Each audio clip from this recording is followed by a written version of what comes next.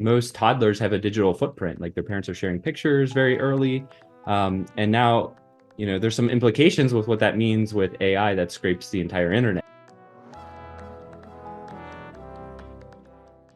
But people don't dig as deep as they used to when they're using their phones, because everything is just very easy, and the UI and UX is great.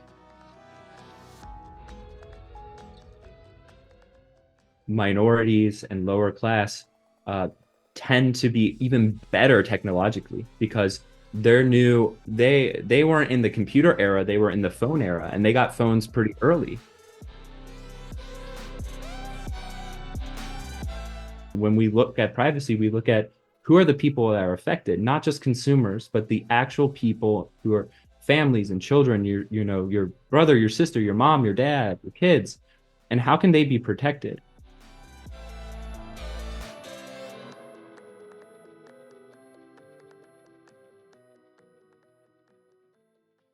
Hello everyone, I am Sergio Maldonado and this is Masters of Privacy, a set of interviews covering the intersection of marketing, data, privacy and technology with a clear goal in mind, which is redefining the relationship between people, brands and media around transparency and control.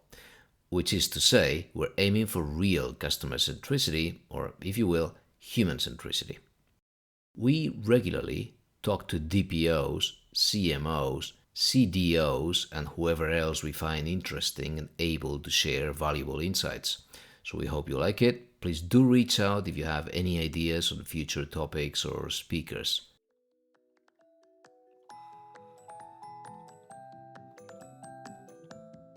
Okay, we've got John Cavanaugh with us. He's a founding member of the Plunk Foundation, where he, together with the board of directors, a large group of advisors, and other founding members, bridges the digital divide in data privacy for children, women, or disadvantaged groups.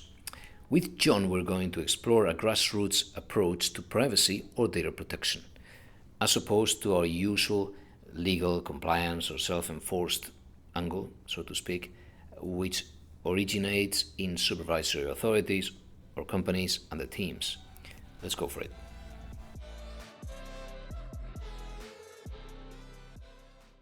John, thanks for joining me. Sergio, thank you so much for having me. I'm really excited to be here. It's a pleasure. So, how does an everyday person see privacy from your point of view? Yeah, so I'm in the US, and in the US, there's this concept that privacy is an asset, not a human right. So it's something that you trade in exchange for convenience.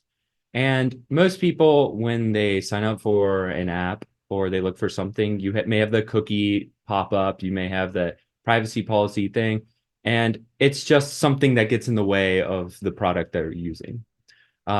So typically, I would say most of my generation, I'm 30 now, most of my generation doesn't look twice at those.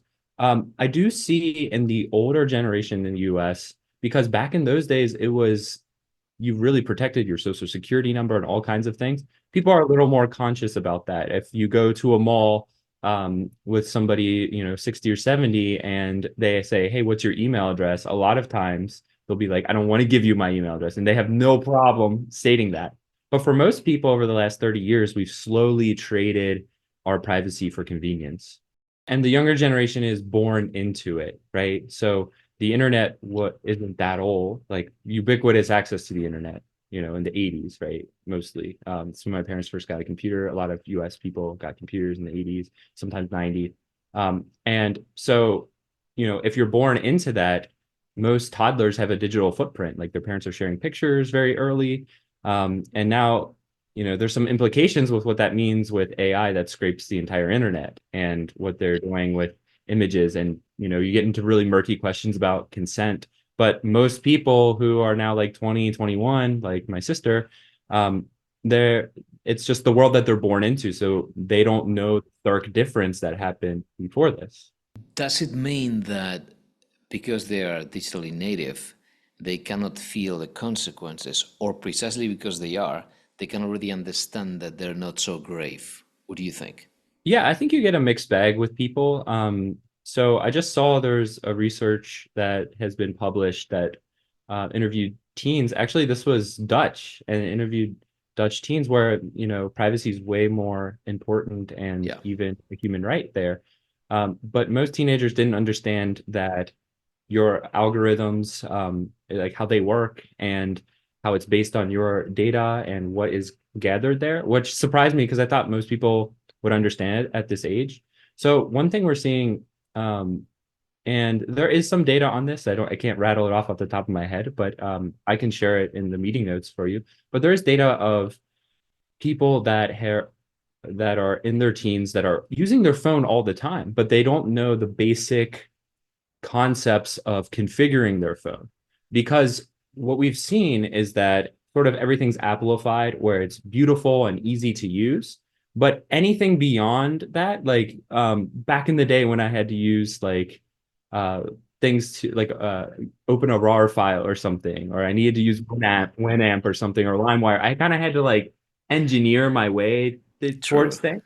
But where things have been going, which is great because it makes it accessible, but people don't dig as deep as they used to when they're using their phones, because everything is just very easy and the UI and UX is great. Developers have gotten smarter about how to couch things in, um, and the everyday person when they're using these things. I mean, I have read privacy policies and they're difficult. I know lawyers that have read privacy policies and they don't understand it. So like even people who are really really good at these things, don't understand what's going on. It's like reading a whole novel, and to expect that of somebody who's using something is unrealistic. It's not practical, and most people, they just click accept because it's a screen in their way. Totally. Even from the very early days of computing, you were talking about computers in the 80s, Yeah. we had shrink wrap and click wrap after that agreements where you would just open the Microsoft, disk, and just Yeah. opening that plastic would amount to a green to terms that Hmm. you wouldn't read. The sort of click wrap agreement where you would Yeah. click on the terms was sort of inheriting from that practice. And then we've just taken it farther. So this is our privacy policy. There's no culture to understand that that is how the company that you're dealing with is complying with the transparency principle. Hmm. And so we don't understand that. So it creates more and more of this concept that you have made a good effort to talk about, which is the digital divide in data privacy. Yeah. Before we get to that, to the digital divide Hmm. and to what you do now, can we go back to your backstory? Can we go Yeah. and look at your backstory? Because I think it's a very, very, very entertaining and very good segue into this. How did you get into privacy? Yeah, so I love that question, and I love asking privacy people that question. I'm sure I'll ask it to you online. Everybody has a really unique story of how they, fumbled into privacy. For me, I was a college student, two majors, biology and Spanish, and I was also a resident advisor. As such, I wanted to go into med school and learn. Knowing Spanish and being a doctor is really lucrative. So it was something that I was really considering, but I wasn't sure that I wanted to be a doctor. So I built a website, and joined forces with a friend, and we put a website together. It was not a well-built website whatsoever, but it served the need. And before we even had an app or anything, within 3 months, we had 10,000 users, which was one fourth of the University of Cincinnati. So it blew up really fast, and that became my obsession. It was like, wow, this, really makes sense. It's resonating with people. And the whole purpose of it was for college students to come together in it was very academic, but it was like the academic version of Facebook, where college students could come together based on their major, their interests, and what have you, and build community from it. So I found out I didn't want to be a doctor through that, which was good, but I really liked research. So that helped. It really helped me, and that would have been good enough. But I found that as we grew throughout the Midwest, we needed cash to continue this. So we got angel investment, we got some grant funding from Amazon for server space. So we were doing really well, but there came a point where in tech you just need to get as much market share as possible. We were doing software as a service for universities, connecting basically students that got accepted to a university throughout that summer so they don't drop out, where they feel connected to their dorms and everything and their majors. So as we were doing this, we needed a ton of cash to burn. So we are looking in between 50 and a million, 50 million to 100 million to increase market share. Now, as we did that, every investor was asking about what data we were collecting and how we were selling it, and we didn't have any of that. We had a sentiment analysis that could help students get connected to psychological services, so we could understand when they might be feeling upset and send a notification. Hey, exams around the corner can be really stressful. Here's a direct link to schedule something with with the psychology department at the university. They call it CAPS a lot of times. So we built that pipeline, and investors found that as like a no-brainer to use that sentiment to push ads towards people who are feeling upset. And college students are known for terrible financial literacy skills because they don't have money, they're in debt, they use that debt to buy pizza and beer a lot of times on a percentage that they have to give back because the government or what have you gives the money in a lump sum. So, and it's a very stressful time. So people don't worry about money too much. They're like, hey, we'll make that money later. So people buy more when they're stressed and sad and upset, and it felt very manipulative. So then I did a deep dive and found out that this is pretty much the status quo for any industry. Whether it's a grocery store, whether it's a tech company, whether it's insurance, this data runs the economy. And I was very naive to that. So me and my friends who started this, it wasn't much of a debate, but it just felt creepy and weird. And we were like, that's okay. We'll just do something else. So we spent about a year researching and talking to various experts about privacy and business leaders about privacy, and understood essentially if we wanted to build really good technology and understand how we can help people, this needs to be a nonprofit effort that can build open source technology that can create awareness and education. And so we built the Plunk Foundation, which is actually an acronym for peaceful, loving, uplifting, nurturing, and kind. It's really interesting and very principled of you, really good, because it's true. If you were to pick the most urgent mission for Plunk Foundation, many of them resonate. What do you think is the gravest, or maybe 3 or 4 that you think are really urgent? Yeah, that's a wonderful question. So when we were looking at this, we looked at what are the points of entry, because you have to start somewhere. Like privacy has so many issues, and the points of entry have to be very poignant. They have to be very specific, and they have to create a large social impact. So when we did all of this studying, I even joined the Alliance for Peacemakers, and I realized that peacemaking, which is a great goal, it's not the most important goal when it comes to privacy. Although we can see that the wars that we're having at the moment are all information based. Like Ukraine and Russia and what's going on in Israel and Palestine. All of that is information based, and there's a ton of cyber behind it. There are tensions rising between China and Taiwan, of course, and the US and all of these things. So that's really important.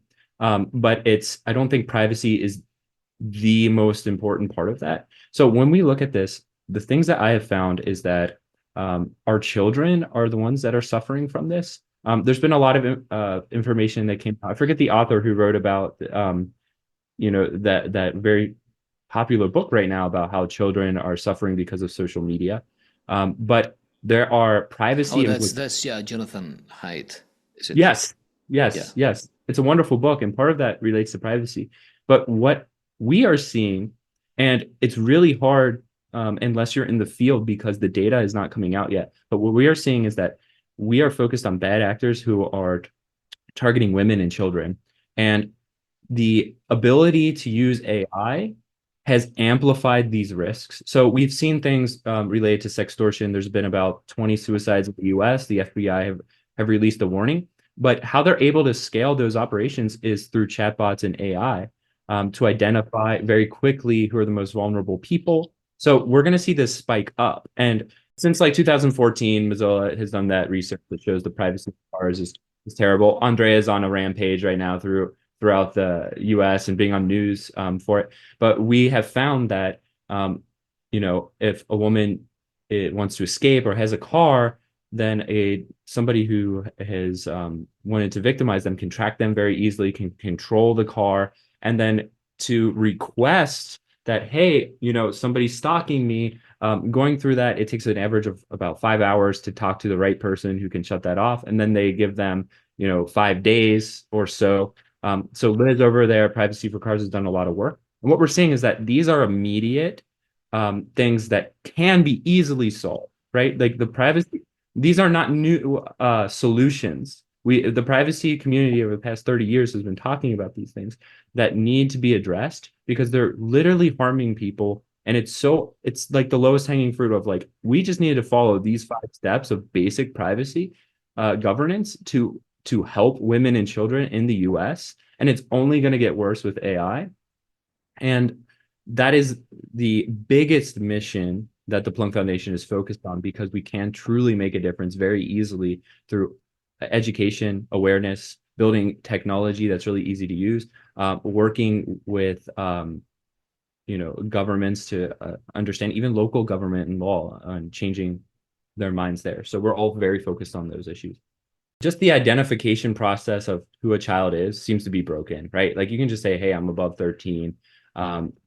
I remember when I made a Facebook account as a child way back when, somebody made mine for me actually, because it's just like, hey, I made you an account, you can log in. So like, it's a little silly to think a lot of people are like, a lot of kids are playing on their parents' phones, or a lot of parents don't have good controls as well. So just the acceptance of what that is, I think it's a hard question to answer of how to identify. Some people want that there needs to be physical IDs, so your internet world has a physical ID. A lot of people are extremely against that for freedom reasons, and those are understandable.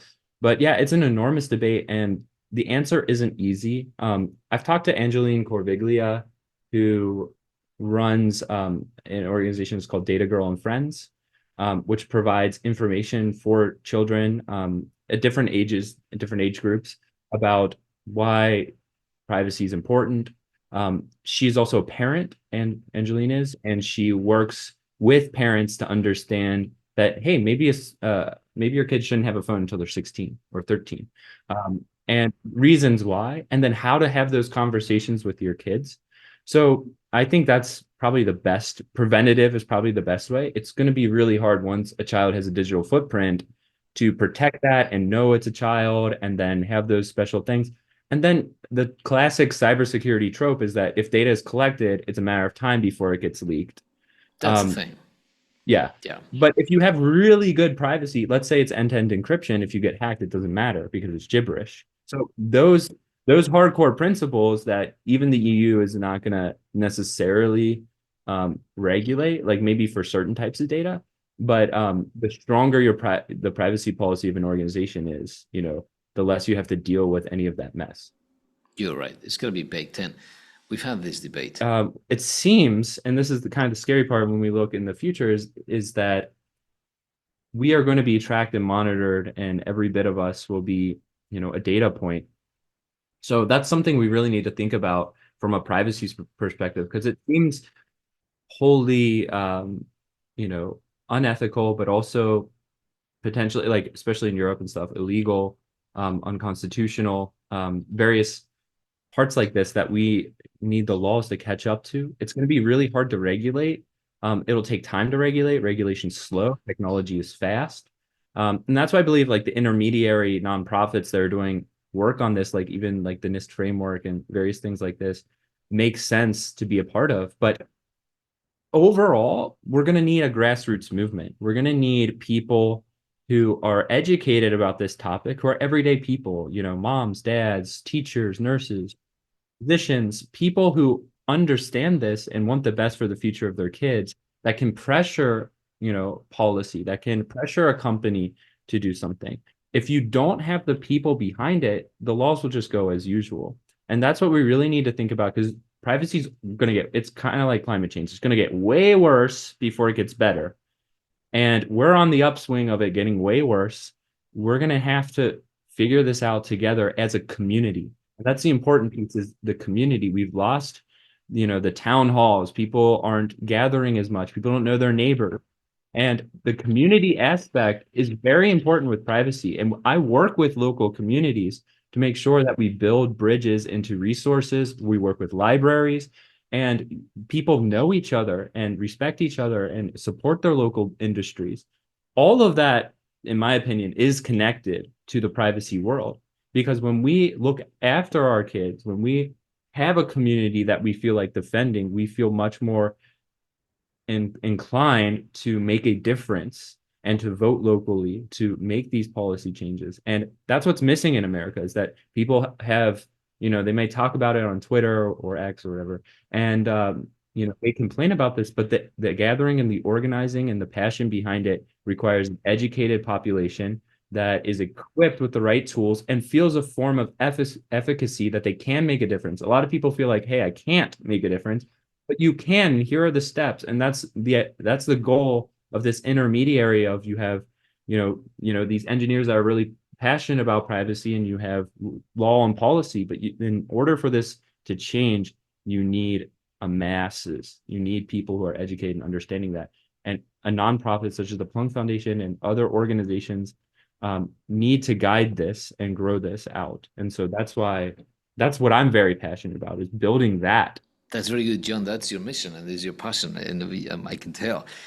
There's a feeling of empowerment, but this top-down approach is not working. And so your point of view is we need a bottom-up approach.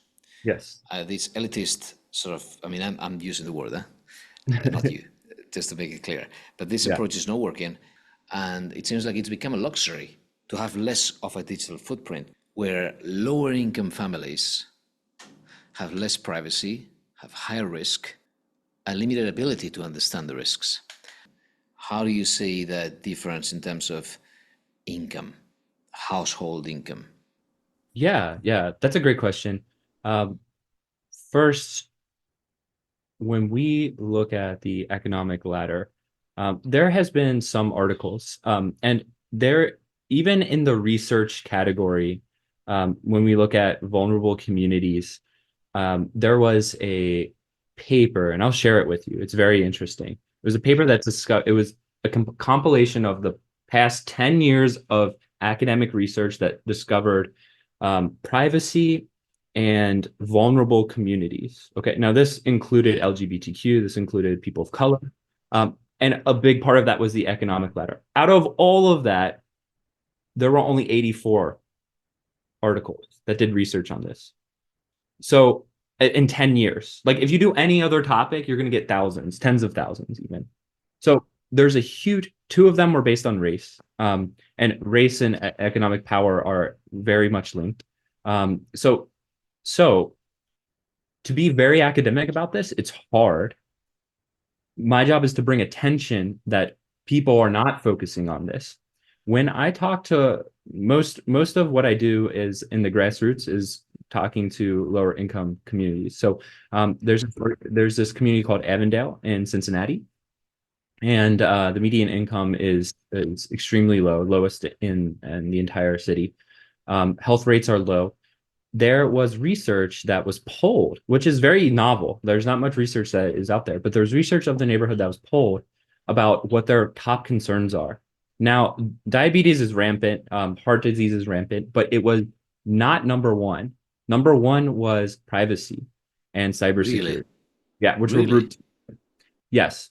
And the reason why is that people who are a part of a class that has been oppressed do have a tremendous distrust for free services or government services, and rightfully so. In the history, if you look at the history of our country and of the U.S., and so there's a lot of distrust when they are given a free phone and free Wi-Fi.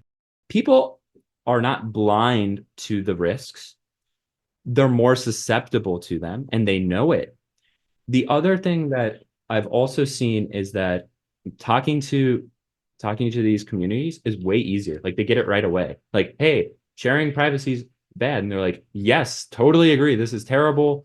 I don't like this, but what are the next steps? And that's where you have to create efficacy. Efficacy means that I can make a difference. What I'm doing can actually change. Because once somebody once you scare somebody with all the dangers, they can do a flight or fight response, right? And that doesn't help solve a problem. If they feel like, oh my God, what can I do? Or they want to run away from it, or they just want to forget or block it out. So you need to build out ways, and that requires the community support. And so what I'm seeing with the communities of color and the lower on the economic ladder is actually there's a book called Race After Technology by Dr. Ruja Benjamin, sorry. Um, and she writes about how actually minorities and lower class uh, tend to be even better technologically because they weren't in the computer era, they were in the phone era, and they got phones pretty early, and they were able to navigate phones because they had to pay their bills and do everything on their phones. Whereas middle class, a lot of times had a laptop, they kept it forever. They kept the Razor phone forever because they didn't see a need for it. So actually, communities of color and as lower economic class are actually really good with technology, and that's something that people don't take into account.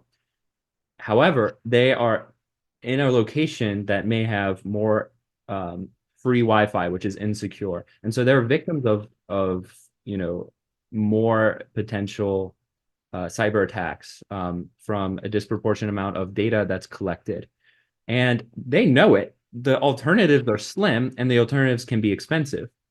But also, when we look at risk, we look at frequency of attacks and severity. And severity is much higher if you have low income because if your bank account freezes, a lot of people in middle class may have multiple bank accounts. But if your bank account freezes, you can't take the bus, you can't get the babysitter for your kids paid, various things happen. And then you have this downward snowballing effect, right? Now you're in debt. Getting out of that debt's impossible. So it's called a matrix of vulnerabilities that these people undergo and they're more susceptible to than a middle class family. So you're both going to have that reach, and then you're going to be able to bring this efficacy. So that's a good point. One thing is that when we work on communities, each community has different challenges and needs. And that's one thing that current modern day tech is sort of just like one size fits all. So that's the case in Avondale, but there are immigrant communities that we've worked with that really are new to having a lot of technology in general. Yes. So then you need to start at awareness. So like people coming from Guatemala who, had very little connectivity, didn't have Wi-Fi, it was a luxury. There's several communities, there's El Salvadorian, Guatemalan communities. So each community does have different needs, and that's something that we need to tailor. And we have a team of 30 professors. Some of them are English as second language, some of them are sociology, some of them are tech, but we have to work in depth to understand. And that's why I've always put an emphasis. The community and the community needs are unique, even in the same city. So we have to be very aware of that. And that's what the future of technology should look like is personalization, but with understanding the community and making it more accessible to communities and understanding the individual needs that comprise of the community. So it is rather complex, but it's the only way to do it right. Because if we overstep these things, we create a disservice to the people that are trying to learn and build. And then we'll avoid this cognitive dissonance that we have today. I hope so. It's a powerful machine. What I'm focused on really is just how to avoid people being susceptible to bad actors. So I'm not after big tech. I'm trying to figure out how we can protect families in these areas, and we'll build really cool tools that are privacy centric that can help them. And we will also build a great army of educated people that can inspire change for future generations. That's very good because many people in the on the side of privacy activists, which is a whole other world, are after there's that rage against the machine, as in the band, big tech. That's the target. Simply the feeling that there's someone so powerful. There's another kind of psychological sort of perspective here, but you really after something that I believe is quite pure, as the protected subject matter, as the protected values, which is that yes, we need to make sure that everybody understands the implications, and we're going to bring effectiveness. So for that, enough again, that's it's totally worth calling for donations for Plunk Foundation. Absolutely worth it. Thank you. Yeah, and when it comes to tech, I mean, I use tech every day. I still use Google Drive. And even when I'm building centric tech, most privacy centric tech is terrible and they don't do it well. So we can accomplish a mission if we inform Google, if we inform these companies, even, Fortune 1000 companies, most of them are data driven, right? All of them, basically. So if we can inform them on ways that it's negatively impacting the community, and we have people who are educated and understand these things, these companies can transform. If we can help guide a future where people are speaking out and these companies are receptive to it and they change based on the demand that changes. Listen, 30 years ago, Google had to figure out how to monetize. Nobody had an answer. And so they stumbled into this, and advertisers came together. They had to figure this out in a really weird Wild West landscape. We're seeing this with AI, right? Like, how is AI going to be monetized? We're sinking trillions into it. So if we have privacy advocates along the way that can help guide these decisions, I don't think we can, rage against the machine successfully, but we can work with them to understand the privacy implications and how it affects families and children and how bad actors are exploiting this. And I think everybody can agree that this is something that they can do. And I think that's how you create the impact. And that's how privacy stays ever long in the community. When we look at privacy, we look at who are the people that are affected, not just consumers, but the actual people who are families and children, your brother, your sister, your mom, your dad, your kids, and how can they be protected? And then, if people want to rage against the machine, that's fine.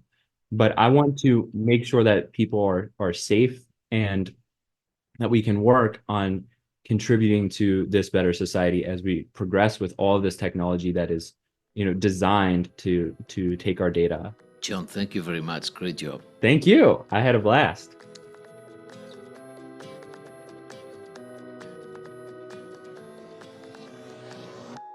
Okay, that's all for today.